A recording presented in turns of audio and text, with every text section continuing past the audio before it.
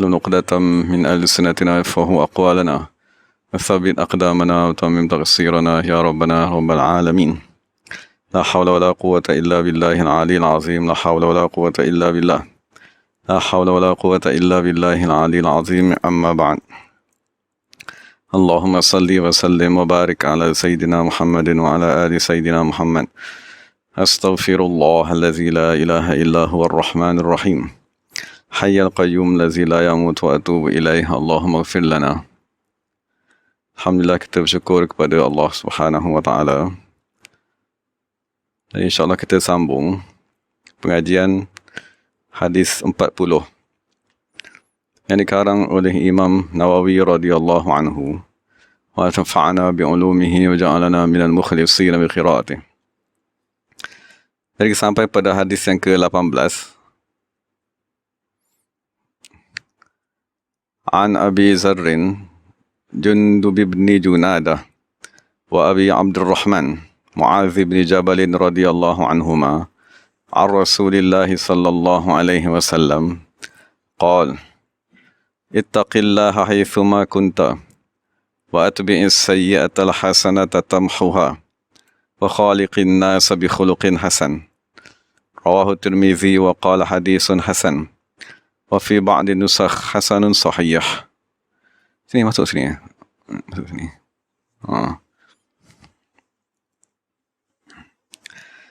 Jadi insyaAllah kita akan bacakan syarah yang bernama Al-Jawahir Al-Lu'lu'iyah pada mensyarahkan hadis 40 yang dikarang oleh Imam Nawawi yang ditulis oleh Syekh Muhammad bin Abdullah Jordani Ad-Dimyati radhiyallahu anhu.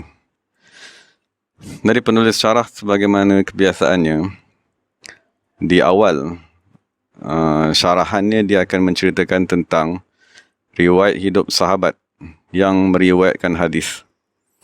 Jadi sahabat pertama yang meriwayatkan hadis ke-18 ni ialah Sayyidina Abu Zar. Nama panggilannya ialah Abu Zar, namanya sebenar ialah Jundub ibn Junadah.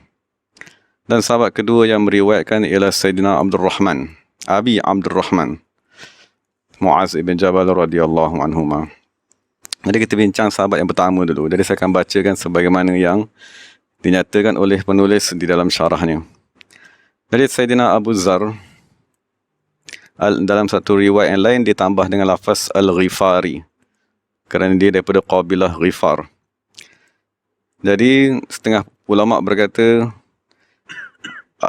Jundub ibn Junadah radhiyallahu anhu, dia mempunyai seorang anak lelaki yang bernama Zarrun. Fakunniya bihi, maka dia dipanggil dengan Abu Zarrin, bapa kepada Zar. Jadi bangsa Arab, dia tidak memanggil seseorang dengan namanya. Bahkan dia memanggil seseorang tersebut dengan kunyah. Maksudnya bapa kepada si fulan, bapa kepada anak si fulan. Jadi disebabkan dia mempunyai seorang anak yang bernama Zar, maka dia dipanggil Abu Zarrin. Dan dalam syarah ni nyatakan apabila anak tersebut meninggal dunia, maka bapanya pun berjalan di tepi kubur anaknya lah. Maksudnya sahabat tadi Abu Zar, dia kata, "Ya Zarru, wahai anakku yang bernama Zar, qad shaghalana al-huznu laka 'anil huzni 'alaika. Laita syi'ri ma qultu wa ma qila lak."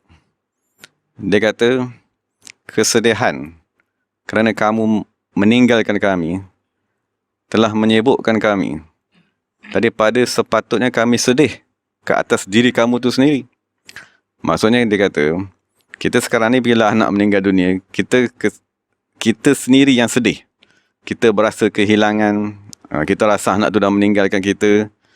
Tapi Sayyidina Abu Zar, dia nak ajar kepada kita, kesedihannya sebenar ialah kerisauan kita kepada orang yang dah mati tu. Adakah orang dah mati tadi selamat menghadap Allah Subhanahu wa Ta'ala?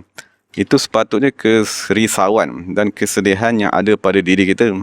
Macam mana kita nak bantu dia nak melintasi alam barzah, alam akhirat dan seumpamanya. Akhir sekali Sayyidina Abu Zar berkata, kalaulah tak pernah dakwa katakan apa-apa pada kematian kamu, wa ma qila laka, dan tak ada siapa pun pernah bercakap tentang kematian kamu. Maksudnya dia kata, Bila orang tu mati, kita duk sedih. Oh, kesian dia meninggal dunia, kanak umur kecil lagi kan, banyak benda belum buat. Jadi kata daripada kita membuang masa bercakap benda tak ada faedah tu, lebih baik kita baca ayat Quran, kita hadiahkan kepada orang mati, tu lebih berfaedah. Dan setengah ulama berkata dia digelar dengan Abu Zar kerana satu ketika dia sedang menimbang roti dan dia meletakkan roti tersebut di atas piring neraca timbangan.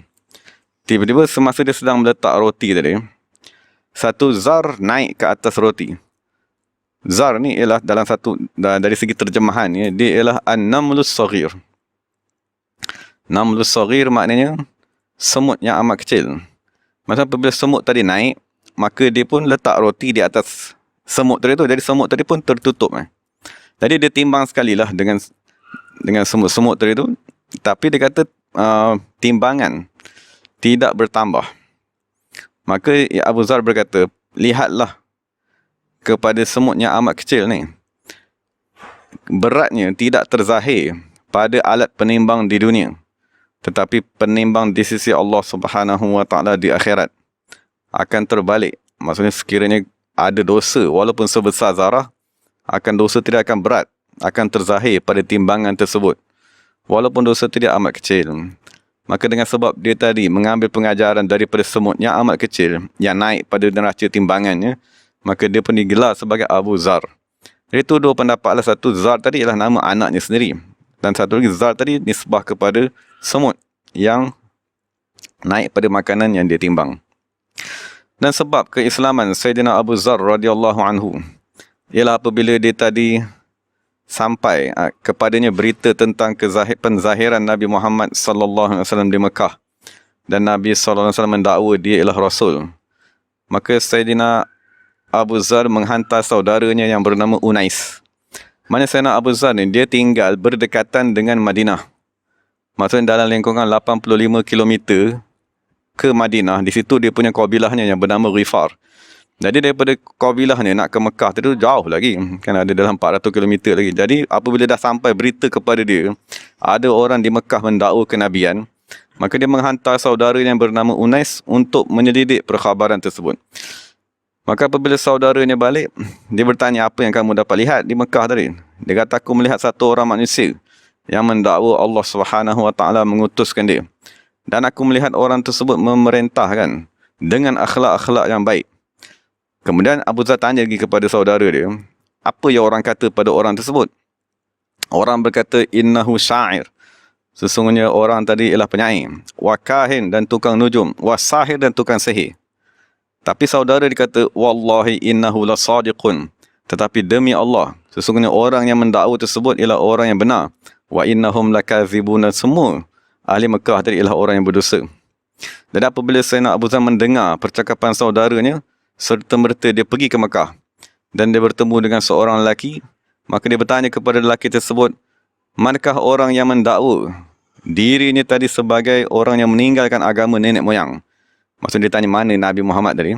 Dan apabila orang dengar, dia datang daripada luar dan tanya tentang Nabi Muhammad, maka mereka menghantar hamba-hamba abdi dan memukul Sayyidina Abu Zar radhiyallahu anhu sehingga dia tadi berdarah. Dan sehingga dia tadi jatuh pengsan. Dan apabila dia sedar, dia pergi ke perigi Zamzam dan dia minum daripada air Zamzam tadi, dan dia membasuh darah yang ada padanya. Dan dia tinggal di Masjid Haram tadi, dalam masjid tadi selama 30 hari. Tiada makanan melainkan air Zamzam sahaja. Tapi dia kata, sekalipun aku minum air Zamzam tu 30 hari, hasadalahu simanun azim. Tapi badan dia naik, kan? Berat dia bertambah, dia kata. Jadi pada satu ketika, dia kata, dia lihat tempat tawaf tadi tu. Pada satu malam, tiada orang. Maka datanglah Nabi Muhammad SAW. Dan Nabi SAW mencium, memegang Hajar Aswad. Dan Nabi SAW tadi tawaf. Kemudian Nabi semayang. Maka Sayyidina Abu Zar datang kepada Nabi SAW dan dia terus berkata, Assalamualaikum ya Rasulullah. Faqala, maka Nabi SAW menjawab, Wa'alaikassalam warahmatullah. Jadi dalam syarah ni dia kata, Fahuwa awwalu man hayya Rasulullah bitahiyyatil Islam. Sayyidina Abu Zar ni ialah orang pertama yang mengucapkan salam kepada Rasulullah SAW dengan lafaz Assalamualaikum. Summa qala, kemudian serta merta Abu Zar berkata, Ashhadu an la ilaha illallah wa anna Muhammadar Rasulullah. Maka Nabi pun bertanya, Faman anta, kamu ni siapa? Qala, maka Abu Zar berkata, Min Ghifar, aku daripada kabilah Ghifar. Dan dia menceritakan tentang dia dah duduk selama 30 hari dan apa yang dia makan. Maka Nabi SAW mengarahkannya untuk kembali ke kaumnya dan memperkhabarkan kepada mereka tentang aku telah diutuskan dan ajaklah mereka agar beriman dengan aku. Maka Sayyidina Abu Zar berkata, Wallazi nafsi biyadihi, demi Allah yang diriku berada di dalam genggamannya, aku akan menjerit. Besok aku akan isytiharkan dengan suara yang kuat bahawa aku telah memeluk agama Islam di tengah-tengah kafir Quraisy tadi. Maka besok siang hari ini dia menjerit dengan suara yang amat kuat di dalam masjid. Asyhadu an la ilaha illallah wa asyhadu anna Muhammadar Rasulullah. Maka ahli Mekah yang kafir tadi tu pergi kejar dia, tangkap dia dan pukul dia sehingga dia tadi terbaring. Maka datanglah Al-Abbas, pakcik saudara Nabi Muhammad SAW, dan menghalang kafir Quraisy daripada memukulnya. Kemudian dia berkata, celaka kamu. Tidakkah kamu mengetahui bahawa orang yang kamu pukul ni daripada Ghifar? Dan tidakkah kamu mengetahui perdagangan kamu untuk pergi ke Syam melalui kabilah Ghifar tersebut? Maksudnya dia takut lagi dia kena barang-barang dagangan dia orang semua kena tangkap, kan dirampas. Fa'anqadhahu minhum, maka Al-Abbas lah yang menyelamatkan Sayyidina Abu Zar daripada kafir Quraisy tadi. Kemudian pada besoknya dia ulang lagi, dia menjerit lagi, Asyhadu an la ilaha illallah sampai habis. Maka mereka memukulnya balik semula. Dan Abbas jugalah yang menyelamatkan. Kemudian akhir sekali dia pergi pulang kepada kabilahnya Ghifar tadi, sehinggalah dia tadi berjumpa dengan saudaranya. Dan dia memperkhabarkan kepada saudaranya, maka saudaranya lah orang yang pertama sekali memeluk agama Islam di bawah tangannya. Kemudian kedua-dua dia datang, Abu Zar dan saudaranya tadi, adik-beradik yang tadi, pergi kepada maknya, lalu memberitahu kepada maknya, dan maknya juga memeluk agama Islam. Kemudian dia pergi memberitahu kepada kaum mereka Ghifar tadi, maka sebahagian daripada mereka memeluk agama Islam. Dan tak kira Nabi Muhammad SAW sampai ke Madinah dalam hijrah baginda SAW, maka semua kabilah tersebut memeluk agama Islam. Maka Nabi SAW bersabda, Ghifarun ghafarallahu laha. Kabilah Ghifar ni moga-moga Allah Ta'ala mengampunkan kabilah tersebut. Itulah jasa sahabat radhiyallahu anhum. Dia mengajak manusia memeluk agama Islam, mengajak manusia tunduk kepada Allah Subhanahu wa Ta'ala. Dan adalah Sayyidina Abu Zar ialah manusia yang paling zuhud sekali, sehingga kan dia beriktikad ataupun dia tadi berpegang dengan akidah, apa saja harta yang lebih daripada keperluan sehari semalam 24 jam, maka harta tersebut tidak boleh disimpan. Maka satu ketika Sayyidina Muawiyah, maksudnya setelah kewafatan Rasulullah semua, kan, Sayyidina Muawiyah semasa dia menjadi khalifah, dia menghantar kepada Sayyidina Abu Zar sebanyak 1,000 dinar. 1,000 dinar ni hari ni lebih kurang 1,1 juta. Dia hantarkan 1,000 dinar kepada Sayyidina Abu Zar bersama dengan seorang utusan untuk mengujinya. Maka apabila sampai, dia kata, Muawiyah menghantar kepada kamu duit ini. Maka Sayyidina Abu Zar mengambil duit tersebut dan mengagih-agihkannya kepada fakir miskin, sehingga kan tak tinggal 1 dinar pun pada dirinya. Kemudian pada esok harinya orang tu datang balik semula dengan arahan Muawiyah. Lalu dia kata, aku sebenarnya tersalah bagi duit ni dekat kamu. Aku minta balik duit tu sebab aku sebenarnya kena bagi pada orang lain. Jadi aku takut nanti Khalifah Muawiyah marah kepada aku dan menghukum aku kerana tersalah bagi duit. Maka Sayyidina Abu Zar berkata, Ya hadza wallahi, wahai manusia, dia kata, demi Allah, ma amsa indana minhu syai'. Dia kata, duit ni tak bermalam di sisiku walaupun 1 dinar, semuanya aku dah habis. Walakin isbir, kata sabarlah, hatta ya'tiyana ata'una, sehingga dah nanti ada harta aku datang, aku bayarkan balik kepada kamu 1,000 dinar tadi.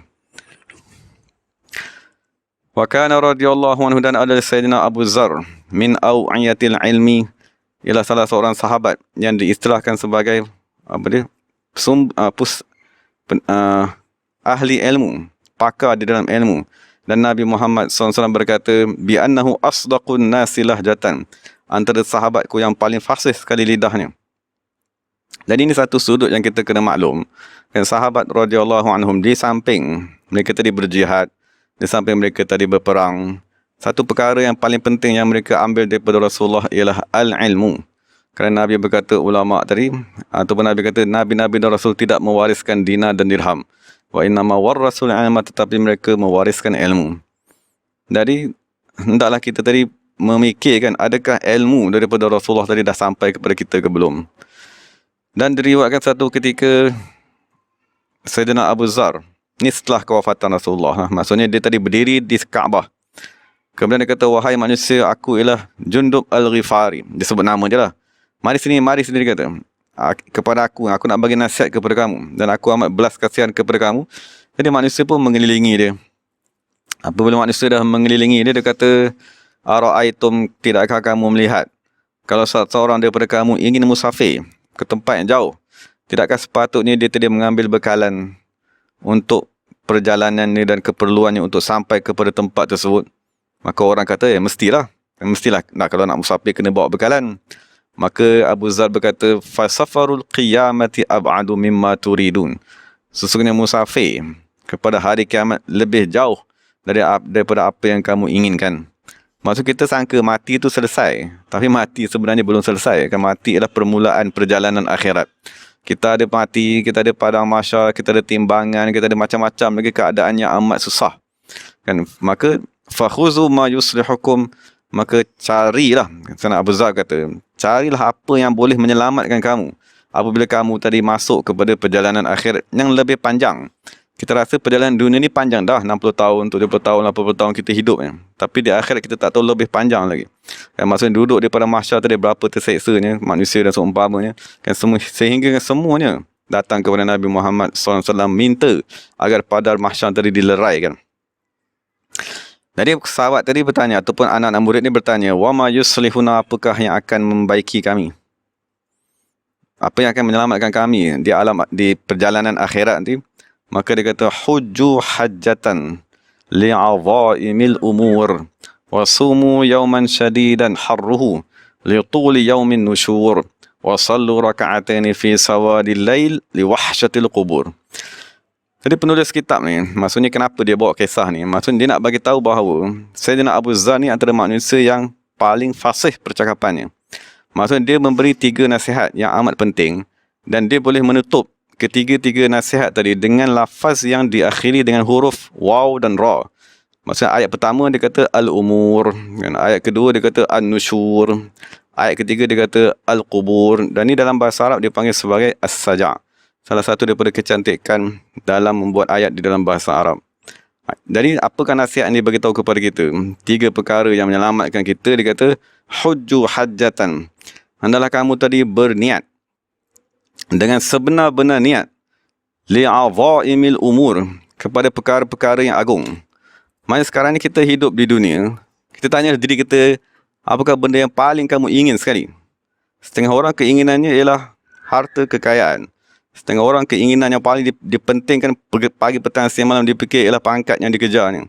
Setengah orang ialah kedudukan. Macam-macam lah benda yang dikendaki oleh manusia ni. Jadi pertama sekali yang Abu Zar bagi tahu kepada kita, hendaklah kamu fikirkan niat kamu hidup di dunia ni apa. Jadi dia kata hendaklah kamu berniat menuju kepada perkara yang agung. Perkara yang paling agung ialah Allah dan Rasul. Contoh dalam hadis pertama yang kita baca ni, dinyatakan bahawa fahijratuhu ilallahi wa rasulih, maka adalah kita tadi niat. Apabila kita dah sedar ni, kita kena niat, aku nak berhijrah kepada Allah dan Rasul. Berhijrah tu maksudnya nak mengenal Allah dan Rasul. Jadi sekiranya itu niat yang ada pada diri kita, maka di dalam akhirat kita akan selamat. Cuma bila dah ada niat mengenal Allah dan Rasul, dia datang pula arahan kedua dia. Arahan keduanya adalah sumu yauman syadidan. Hendaklah kamu tadi berpuasa pada hari yang amat panas, kerana panjangnya hari yang berada di mahsyar tadi. Ini perkara kedua yang kita kena maklum kan, setelah kita tadi dah berniat hijrah kepada Allah dan Rasul, maka kita kena masuk dalam perjalanan syariat dan tarekat. Apabila kita masuk dalam perjalanan sirat mustaqim, maka pada ketika itu mesti ada pantang. Dan pantang pertama yang dinyatakan oleh Sayyidina Abu Zar, dia kata sumuh adalah kamu tadi berpuasa. Berpuasa ialah salah satu daripada 4 pantang yang penting. Maksudnya menahan makan. Kedua, menahan bercakap banyak.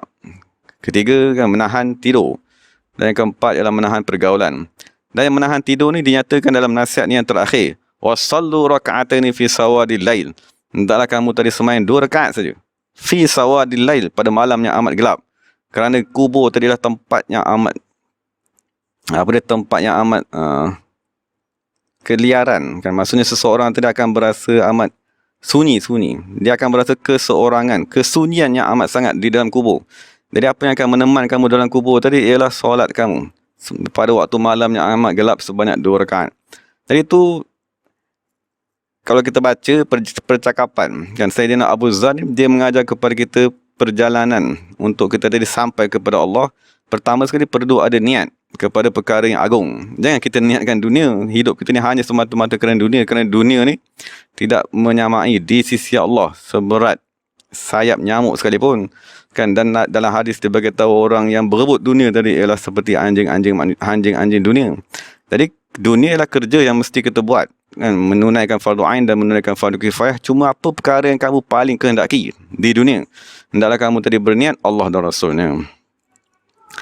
Dan kemudian cerita tentang kewafatan Sayyidina Abu Zar radhiyallahu anhu. Dinyatakan satu ketika dia sedang memusafir. Apabila dia musafir tadi, dia tadi berhenti berkemah ataupun berhenti berehat di satu kawasan yang bernama Ar-Rabazah. Rabazah ni jaraknya lebih kurang 168 km daripada Madinah. Maksudnya dia hampir mendekati Madinah tapi jauh lagi, lebih kurang 160 km.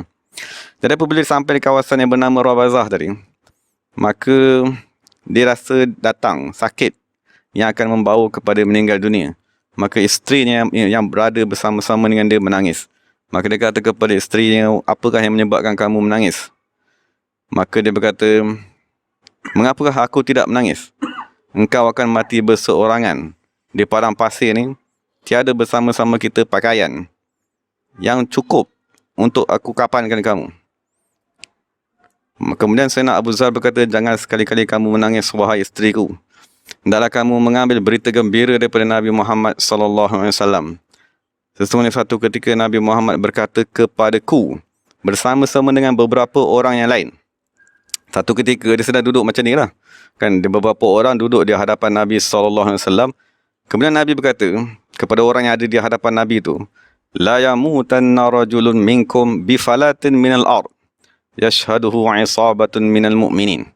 Nabi kata akan mati seseorang daripada kamu yang berada di depan ni di tengah-tengah padang pasir, bersendirian dalam keadaan dihadiri oleh satu kumpulan daripada orang yang beriman. Jadi Sayyidina Abu Zar kata, masa Nabi cakap tu, aku tahu siapa yang ada dalam majlis tu, dan semua yang ada dalam majlis tadi dah mati. Tinggal aku seorang je, dia kata. Jadi dia kata, aku tahu, aku memang akan mati di padang pasir, dan akan datang satu kumpulan orang beriman yang akan menolong, menggebumikan jenazahku. Jadi dia kata, demi Allah aku tak dusta, aku memang dengar betul-betul Nabi kata. Maka dia kata kepada isterinya, wahai isteri, kamu pergilah tengok dekat perjalanan tadi tu, kalau ada orang, panggil dia datang ke sini.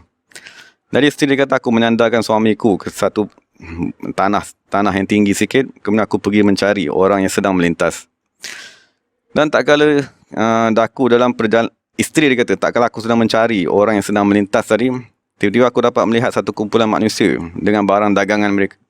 Maka aku pun memanggil mereka dan mereka datang. Lalu mereka tadi masuk kepada Sayyidina Abu Zar dan memberi salam. Kemudian Sayyidina Abu Zar memberitahu kepada mereka apa yang dia dengar daripada Rasulullah SAW. Kemudian Sayyidina Abu Zar berkata, jikalau aku mempunyai pakaian yang cukup untuk mengkapankan diriku, ataupun sekiranya isteriku tadi mempunyai pakaian yang cukup untuk mengkapankan diriku, nescaya tidak akan daku dikafankan melainkan dalam pakaianku sendiri ataupun pakaian isteriku sahaja. Jadi dia kata kepada kumpulan manusia yang datang tadi, aku minta daripada kamu ni, jangan sekali-kali kamu mengkafankan daku daripada harta kamu, daripada pakaian kamu, sekiranya kamu dulu pernah jadi pemerintah, maksudnya kerja dalam jawatan kerajaan, ataupun kamu pernah menjadi salah seorang pegawai kerajaan, ataupun kamu pernah diwasiatkan menjaga harta anak yatim, ataupun kamu pernah memegang harta amanah. Maksud kata kamu yang ada yang dikata orang yang datang menziarahi dia tu, yang tentang melintas dia kata, kalau salah seorang daripada kamu pernah bekerja dengan mana-mana jawatan ni, ketahuilah aku tak akan ambil mana-mana pakaian daripada kamu, kerana dia khawatiri pakaian tersebut ada syubhat. Jadi kata dalam orang yang datang dari tu, melainkan semua pernah ambil jawatan-jawatan tersebut kecuali seorang saja, seorang pemuda Dia kata dari kalangan Al-Ansar. Dia kata aku tak pernah memegang mana-mana jawatan yang kamu takut tadi tu. Maka Sayyidina Abu Zar berkata, maka pemuda tadi berkata, aku akan mengkafankan kamu dengan pakaianku ni, dengan kain yang ada pada dia ni. Dan sesungguhnya pakaian ni yang menenun. Pakaian tersebut tadi ialah ibuku sendiri. Maka kemudian Sayyidina Abu Zar berkata, hendaklah kamu mengkafankan aku. Maka pemuda tersebut mengkafankannya bersama-sama dengan dan menolongnya semua sahabat-sahabatnya yang lain. Itu satu riwayat lah menceritakan tentang kewafatan Sayyidina Abu Zar radhiyallahu anhu. Dan kemudian satu riwayat lain mengatakan dia tadi mewasiatkan isterinya dan pembantunya untuk memandikannya, mengkapankannya dan meletakkannya di tengah-tengah jalan tadi. Maksudnya ini satu riwayat lain. Dia kata mana-mana rombongan yang pertama sekali melintas, maka kamu katalah kepada rombongan tersebut, ini ialah Sayyidina Abu Zar, sahabat Rasulullah SAW. Tolonglah bantu kami untuk mengkebumikannya. Maka tiba-tiba datang satu rombongan. Dan rombongan yang datang itu adalah sahabat yang agung, iaitu Abdullah ibn Mas'ud radhiyallahu anhu. Mereka datang daripada Kufah. Maka mereka adalah yang menolong mengkebumikan Sayyidina Abu Zar radhiyallahu anhu. Jadi kewafatannya pada tahun 32. Dan satu riwayat mengatakan pada tahun 31 Hijrah. Dan diriwayatkan daripada Rasulullah sallallahu alaihi wasallam sebanyak 281 hadis. Wallahu taala alam. Jadi setakat itu sajalah kuliah kita pada hari ini. Dan sekiranya Allah Taala izin, kita akan menyambunglah sahabat yang kedua, iaitu Sayyidina Mu'az bin Jabal radhiyallahu anhum ajma'in. Jadi moga-moga kita dapat pengajaran daripada kisah riwayat hidup sahabat Sayyidina Abu Zar radhiyallahu anhu yang meriwayatkan hadis yang ke-18 daripada Nabi Muhammad sallallahu alaihi wasallam. Dan maksudnya kalau Sayyidina Hasan Al-Basri, dia berkata, aku berguru dengan 70 orang sahabat-sahabat Nabi yang pernah menghadiri perang Badar. Dia kata sekiranya kamu hari ini berjumpa dengan sahabat-sahabat Nabi yang pernah menghadiri perang Badar tersebut, nescaya kamu akan berkata mereka tadi ialah manusia yang gila. Jadi macam inilah keadaannya. Maksudnya Allah Subhanahu Wa Taala mengurniakan kepada mereka dunia. Maksudnya Muawiyah saja hantar kepada dia 1,000 dinar. Tapi dia tetap tinggal dengan selai sepinggang pakaian seumur hidup mereka sehinggalah mereka tadi wafat meninggal dunia. Itu salah seorang contoh sahabat radhiyallahu anhu. Dan begitulah juga sahabat-sahabat Nabi yang lain. Maksudnya mereka tadi berjuang. Mereka tadi mengamalkan adab-adab dan mereka tadi zuhud kepada dunia sebagai contoh tauladan kepada kita untuk kita tadi menghadap Allah Subhanahu Wa Taala, supaya kita tadi tidak cinta kepada dunia, supaya kita tadi mengambil pengajaran daripada kisah hidup sahabat radhiyallahu anhum ajma'in. Jadi setakat itu sajalah pengajian kita pada hari ini. Moga-moga Allah Ta'ala memberi keberkatan kepada kita dengan mendengar kisah riwayat hidup sahabat radhiyallahu anhum. Dan segala yang baik daripada Allah Ta'ala, segala salah silap daripada diri saya sendiri. Wa aqulu qawli hadha wa astaghfirullahal azim li wa lakum wa lisa'il muslimina wal muslimat. Bismillahirrahmanirrahim. Alhamdulillahi rabbil alamin. Wassalatu wassalamu ala sayyidil mursalin wa ala alihi wa sahbihi ajma'in. ربنا ظلمنا أنفسنا وإن لم تغفر لنا وترحمنا لنكونن من الخاسرين ربنا آتنا في الدنيا حسنة وفي الآخرة حسنة وقنا عذاب النار سبحان ربك رب العزة عما يصفون والسلام على المرسلين والحمد لله رب العالمين تقبل الله منا منكم. Terima kasih kepada semua sahabat ahli-ahli yang hadir di sini, yang berada dalam talian. Assalamualaikum warahmatullahi wabarakatuh.